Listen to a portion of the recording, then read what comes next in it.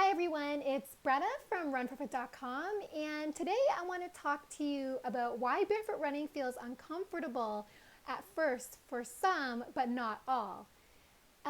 Most people that go barefoot for the first time love it, but others feel very hypersensitive to the ground, and this gives them a negative reaction to barefooting. And unfortunately, as a result, they may revert back to wearing their shoes full time. In my opinion, and with my experience, you need to try running barefoot little by little if you want to learn to run with a forefoot strike properly in running shoes.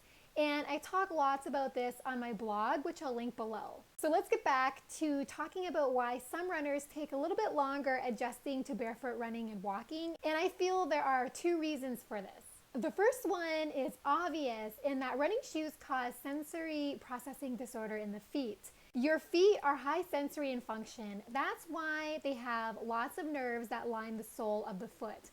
These nerves tell us how to land and how to land lighter when we run barefoot. And these nerves have strong connections with the nerves in the ankle, knees, and hips. And this communication highway that begins at the sole of the bare foot and goes to the spinal cord controls reflexes, mainly withdrawal reflexes, when we run barefoot, which is why barefoot runners tend to land with less impact than shod runners or runners who run in shoes. So essentially the nerves in the feet are very underactive and understimulated in running shoes. And nerves, in a sense, are supposed to be stimulated because in many cases, stimulation dictates the function of the nerve. And nerves that are understimulated are those that are at a higher risk of neuropathy, which is a form of nerve degeneration. So basically, if you don't use it, you lose it. And that's what happens to the nerves of the feet when you wear running shoes, which is why so many elderly people have balance problems. So when we walk barefoot outside for the first time, especially on pavement, your feet are overloaded in a good way with sensory mechanical stimuli. And this stimuli is the basis for safe running because this information tells us to land lighter for protection in the absence of shoe cushioning. So because you've worn shoes for so long, the sensory receptive field on the sole of your bare foot is very small and weak, and that is why your foot is very hypersensitive because the nerves in your feet are so used to soft compressible materials.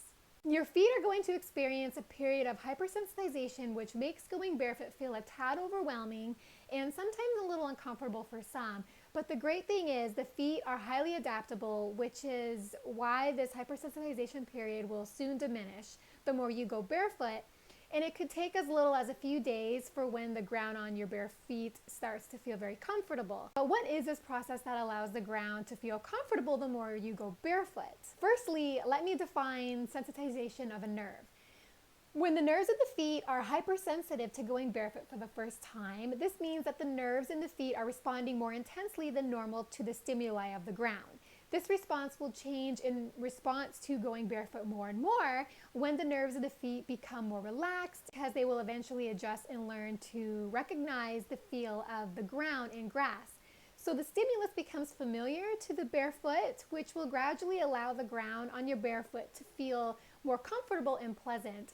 And this feeling is called habituation of the nerve. And basically habituation is when the nerve learns to quiet itself when exposed to the same thing or stimuli. In our case, it's the ground on your bare foot. So eventually, with nerve habituation, repetitive touch and pressure on the barefoot progressively weakens the firing response of certain nerves in the foot, which will soon allow for more comfort when you go barefoot. So basically, we have to wait for the nerves in the foot to adjust to a new plantar condition. So that's the neuroscientific explanation as to why going barefoot may seem a little unpleasant for some. And the second reason is more psychological. So it's a more mind over matter thing. So we're so used to being told to wear shoes for protection. And so the opposite would mean that going shoeless would be painful. So if you believe an activity such as running barefoot or walking barefoot will trigger pain, this preconceived notion will actually induce real physical symptoms of pain when you actually do that particular activity. And in our case, that's going barefoot. So in other words, because we think that running shoes are vital for comfort and protection, we expect that running without them is painful. So we've learned based on negative messages about going barefoot that barefooting is bad, and these negative messages or learned associations regarding going barefoot is enough to cause a stress response that causes real physical symptoms or pain. So these are just some of the reasons that I believe going barefoot for the first time may feel awkward or unpleasant for some, not all, because most adapt very well to going barefoot. But this is for those who take a bit longer and wonder why going barefoot doesn't feel as good for them as it does for most. And the two reasons that I just discussed are most likely the reasons. So give your foot nerves time to adapt and get it out of your head that going barefoot won't be destructive to your body, and that going barefoot is one of the best training aids to allow you to develop stronger feet, better dynamic stability, and better forefoot running mechanics. So I hope this helps. Thank you for watching, and for more information about barefoot running, please head on over to my blog, runforefoot.com, and don't forget to subscribe to my YouTube channel. Thanks for watching, and good luck out there on the roads. Bye.